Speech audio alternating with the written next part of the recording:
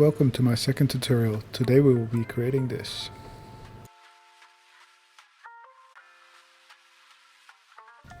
To get started, we're going to create a plane, change the width segments to 100 and height segments to 100. And we're going to add a shader deformer, put them both in a group for the shader to work.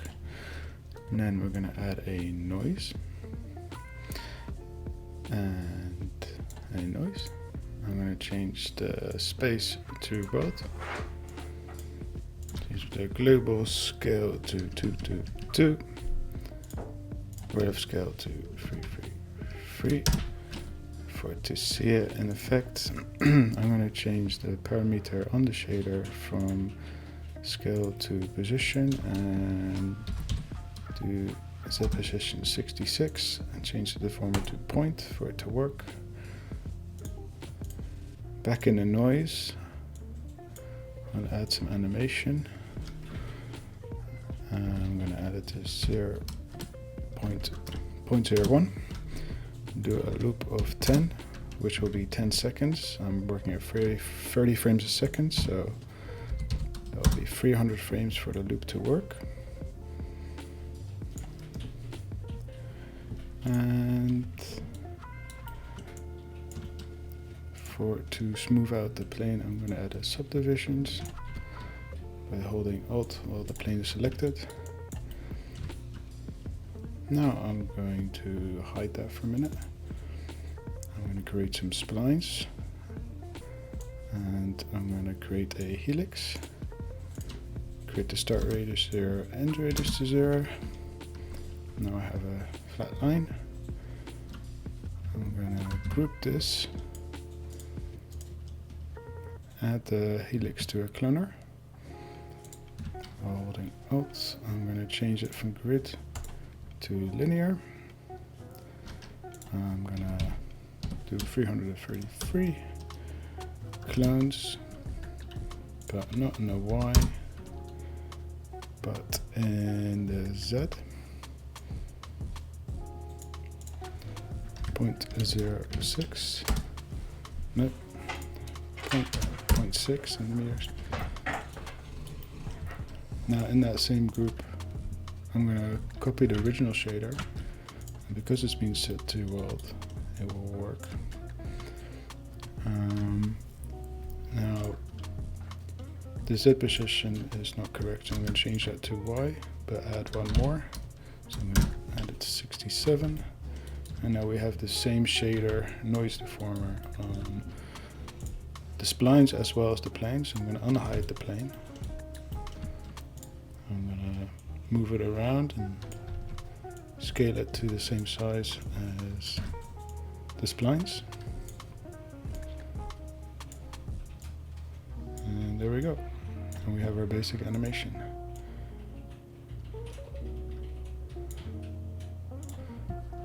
So I'm going to start rendering and lighting this. I will be using Octane. So here's the live viewer, and before I start rendering, I'm going to save this scene. I already created a folder. I'm just going to call this Waves version 1. And we can start rendering. I'm going to change my render settings from direct line to path tracing. Put the samples really low so it's nice and fast. Change the diffuse depth to 4 and glossy to 4. Or specular depth to 4. And I'm going to create a texture environment. Turn the power off so we don't have any lighting going on. And I'm going to create an Octane light. And I'm going to move this so it's lit from the back. The machine's quite small, so I'm going to scale the light accordingly.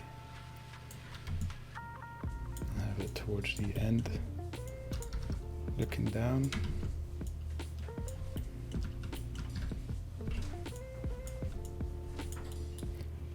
Now at the moment we cannot see the splines because we need to add a Octane tag and render as hair.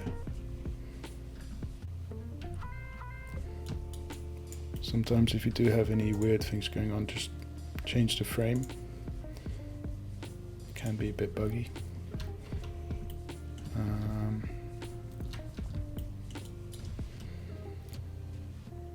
I'm going to create a Octane camera. I'm going to reset its spot position and have it the opposite end of the camera, of the light, sorry.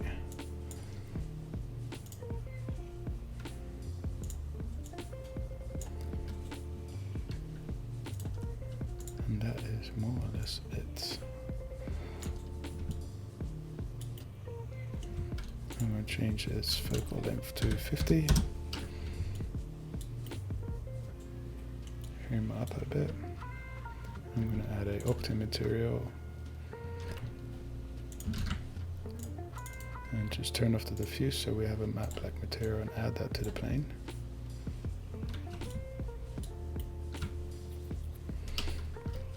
I'm going to click here on the camera checker so I can get out my camera. Move around 3D. I'm going to add a material to the helix, to the spline. I'm just going to change the diffuse color to a blue. And this is what I meant about it going funny, so you just want to change the frame if that happens. I'm going to play around with the lighting a bit.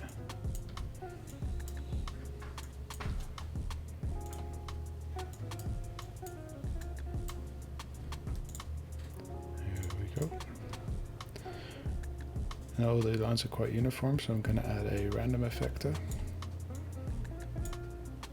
to the cleaner if you didn't have it selected. And we want to change the parameter from position to scale, and I want to do a uniform scale.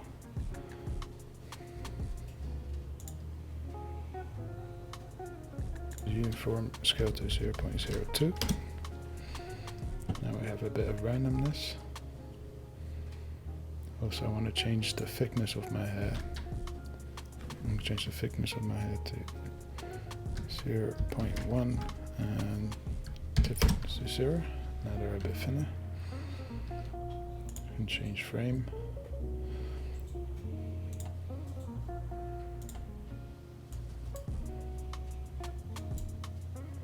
And there we go. So I want to duplicate the helix a couple times. And the material. And just offset these colors a bit. Just to have a bit of variation.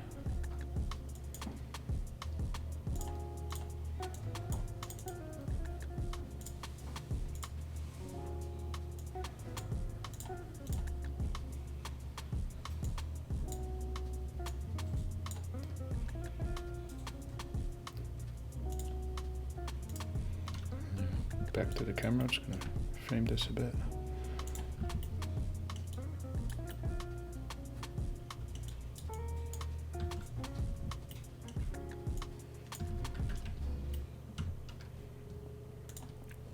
And we can add some depth of field. So if we click here the focus vector and click in the middle of our scene and add an aperture of 4.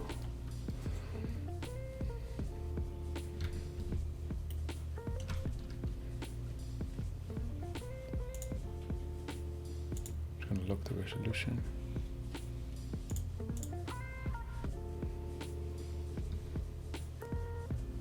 Gives us a better view of what it's going to look like in the end. And that is more or less it. It's going to create a second light, create a bit of backlighting.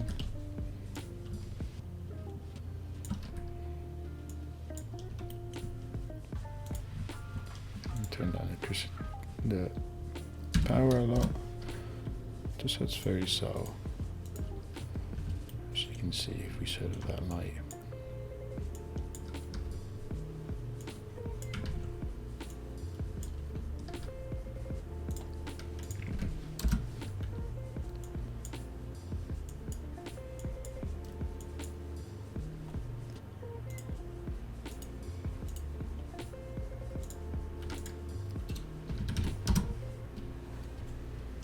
And I just decrease the first light. And that's it. Now you have a wavy loop. And you can mess around with lighting and textures to your heart's content.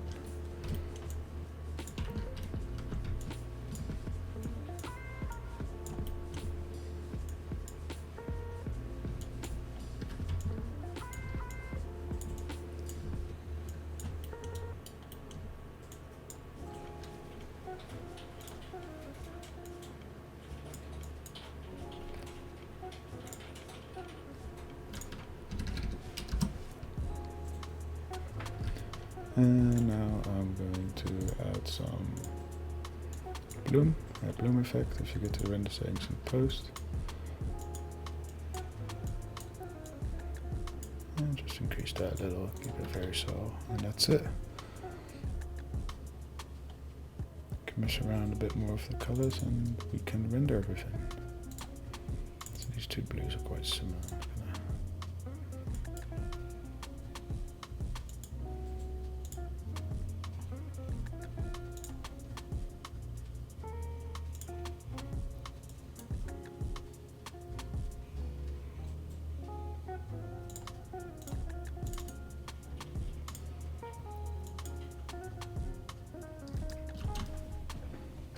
There we go. And I'm going to change the cloner from iterate to random, just so there's a bit more randomness in the colors.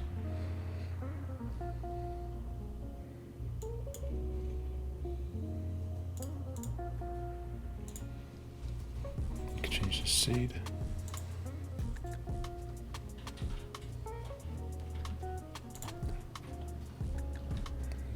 Yep, it's looking good. So I'm going to change the render settings from standard to Octane. I'm going to render this at full HD, full frames, and I'm going to enable the AOVs, change to folders because I want all my sequences in folders.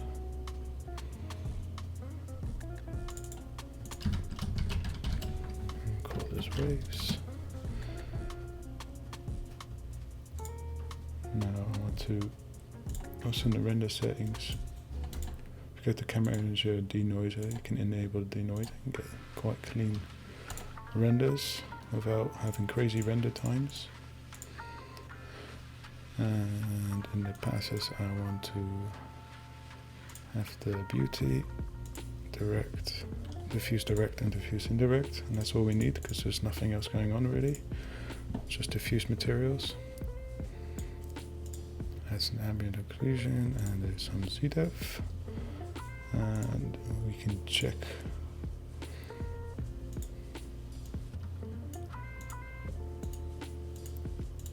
and change the settings of the ambient occlusion. Doesn't make too much difference, I don't know if I'll be using it yet. And we can change our ZDEF. If we go to the ZDEF pass, and we can change the max distance. So we want as much gradient in here as we can possibly get. And that's it.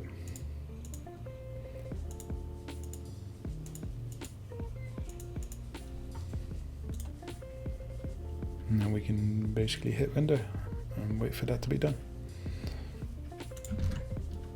Save it, pause this, and then render to picture view. Yes. And we'll be back in a bit for some basic comp.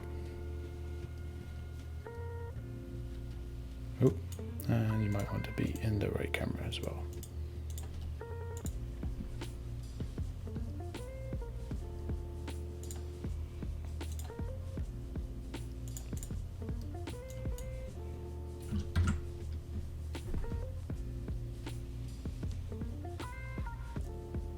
So it's been a little bit over 2 hours and the render is done. I'm going to open After Effects. Here are my render sequences. I'm just going to select the folders and drag them in. Create a new composition from the beauty. Now if I import both my diffuse layers, put them to add, this should be the same as the beauty layer. And I'm going to add the post, change that to screen. And the ambient occlusion, put that to multiply. I don't like how it darkens the light areas. I'm just gonna put a mask around it. Change the mask to subtract and feather it.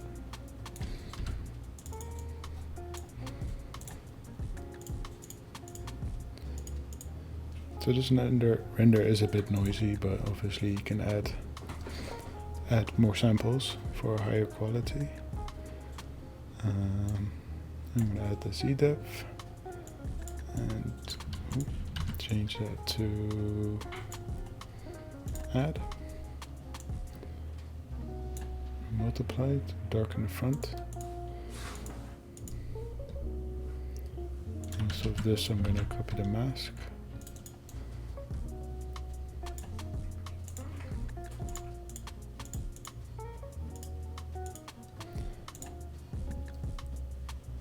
And that is basically it.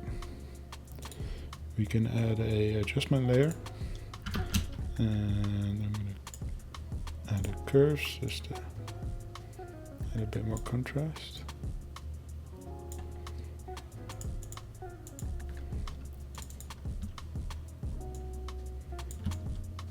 Increase the mask on the Z-depth pass.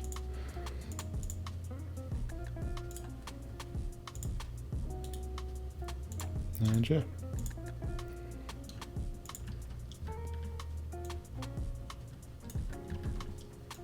Check the first and last frame that they're the same, so it's looping.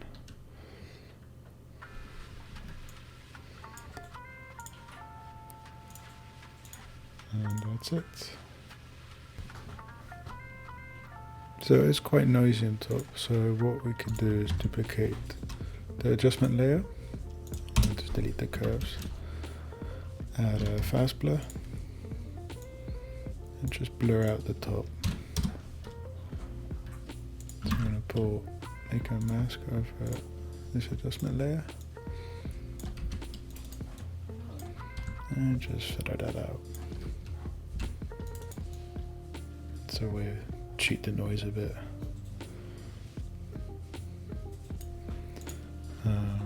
What else we can do is import the Z-depth again and put this to multiply, and we can invert this, and this will also darken the back a bit, and then we can just turn down the opacity a bit just to make it less obvious and draw our focus more to the center of the screen. And I would say that's done. If you have any questions, please add them in the comments and I'll get back to you as soon as I can. Thank you for watching. Please don't hit the dislike button, and I'll be back with more.